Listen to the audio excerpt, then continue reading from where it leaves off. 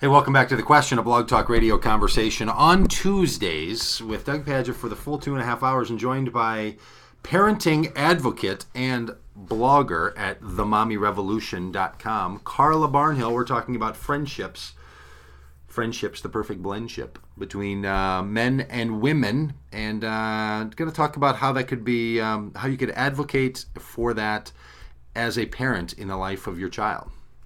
Carla. Well, okay, so I don't think you have to work at it too hard. You know, kids don't have a sense of I can't be friends with that person because he's a boy. You just are friends with who you're friends with, you know.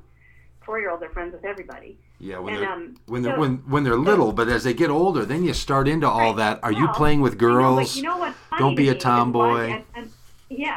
But what's interesting to me is I'm watching, you know, my daughter's in middle school now, and I'm watching the way that she's being taught how to think about boys in a different way.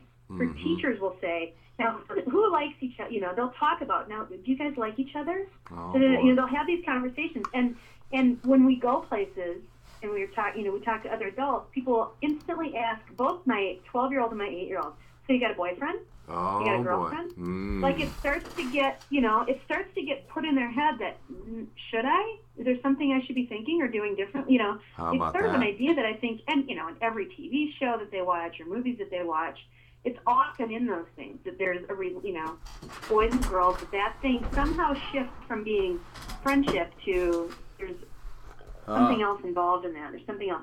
And you know, I mean, one of my pet peeves is when people will see a little baby or something who's smiling at another human, you know, go, are you flirting? Is the baby flirt? I'm like, the baby's not flirting. The baby is happy. Okay? It's not flirting. 2-year-olds aren't flirting. They're just happy to see you. They're just being themselves. You know, so it's just funny how we kind of import that into the way that we talk to children now. And I don't, you know, again, they probably don't do that in other parts of the world. They don't, you know, of course, other parts of the world, they're married by the time they're 12. I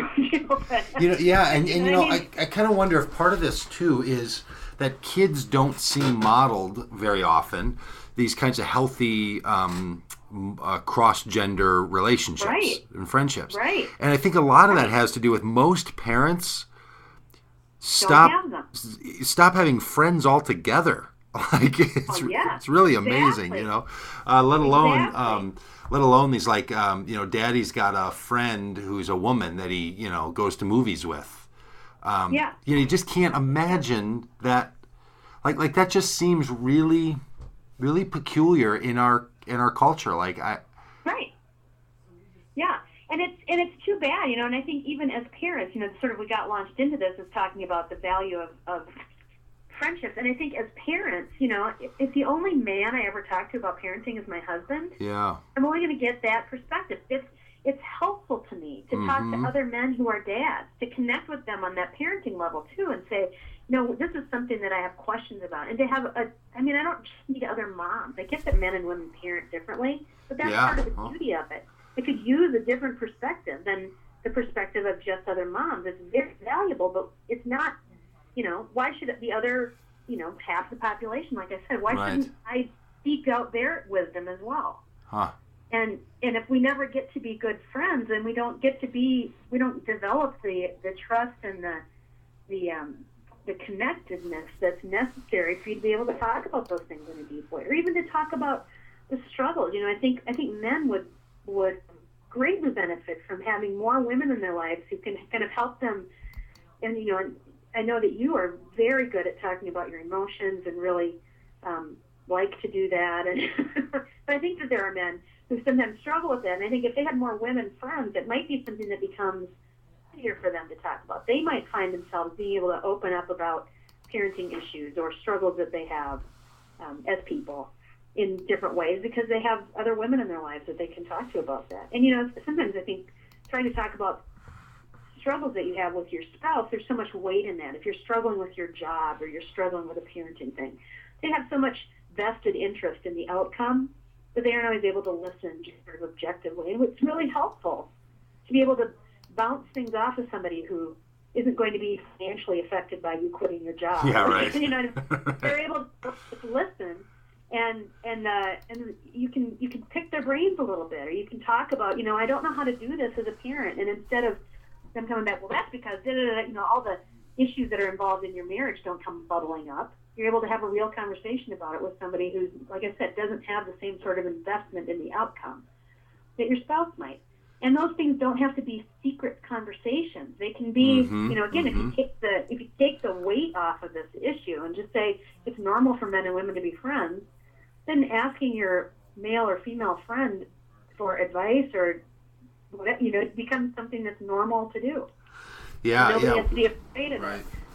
Right, without having to have a caveat of why you are friends. Right, because you don't normally have to explain to other people why you're friends with somebody, but for almost any married person, marriage takes on this role of like that's now the exclusive relationship, and if you're going to be friends with, I know marrying people, engaged folks, who have struggled with the fact that they feel like what they need to do when they get married now is start to put an end to those mixed gendered relationships. Friendships. I had a friend flat out tell me I was going to have to do that. When I got married, I had a friend who said, you're not really going to be able to be friends with all these guys anymore. Huh.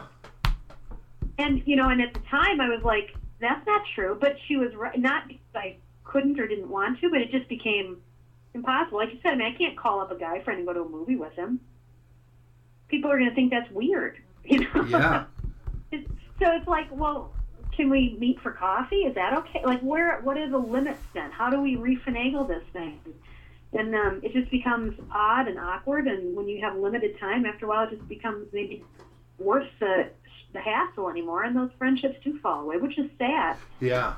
Because, when you're not, before you get married, you're friends with who you want to be friends with, and then just because you've chosen one of those people in that gender group to spend the rest of your life with and have sex with, suddenly you can't be friends with the rest of them anymore? Really? Well, yeah, because it will lead to spending your life. Because it will lead to spending your life with them and having sex with them. Yeah, somehow that threatens the thing that's the strongest. Now is going to be threatened by these other ones. Really? So. Yeah, it is. It is intriguing, especially when so many people suffer from such a lack of friendship overall. Right. As I'm sure you're bringing up over there. Yeah. Well, and honestly, I just think that there are people, and again, I'm one of them, where I've typically have gotten along better with men than with women, and to lose those people in my life does leave a real hole, because I don't have the same kinds of friendships with women that I did with men. And there is a difference to them, and there is a different, the women friendships that I have do bring me something that I didn't have in male friendships in many ways, but I miss that other piece. I miss what I got from my male friendships. So there is an emptiness and a loneliness that comes from losing those friendships. Even if, friend for friend, I've done an even trade, let's say, I have 15 friends, guys, and now I have 15 friends. Well, it's not the same. They're not the same people, and they don't have the same kind of relationship. And so there's a difference, and there's a loss. And I think, again, I miss not just those people, but I miss what the male perspective can bring to my life as a person and professionally and as a person of faith, and in every area of my life I need that input from other people, and to me their gender is not all that important. It's what they bring into my life and what I bring into their life, and how we relate, how we live together as brothers and sisters. Well, folks, you have been listening to Carla Barnhill, the curator of themommyrevolution.com, talking about the role of friendship and cross-gender friendships. And Carla is blogging regularly over at the Mommy Revolution and a guest on The Question, Blog Talk Radio Conversation, every Tuesday from 10:30 to 11 o'clock Central during the summer months. So you can pick up all that you need to know about Carla at those two places. Thank you, Carla. Thank you, Doug. Talk to you soon. Bye.